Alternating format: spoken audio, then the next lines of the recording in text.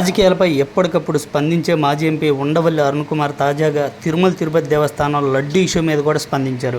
YV సుబ్బారెడ్డిని క్రిస్టియన్గా Mudra వేయడం చాలా తప్పు. ఆయన పెద్ద హిందువు, ఆయన సనాతన ధర్మాన్ని బాగా ఆచరిస్తారు. గ్రహణం సమయంలో హిందువులు ఎలా ప్రవర్తిస్తుంటారో నేను కళ్ళారా చూశాను కూడా అని చెప్పి ఉండవల్లి అరుణ్ కుమార్ చెప్పారు. కేవలం జగన్ బంధువు అవడం వల్లే వైవి సుబ్బారెడ్డి క్రిస్టియన్ అంటూ ప్రచారం చేయడం ఖచ్చితంగా కరెక్ట్ కాదు.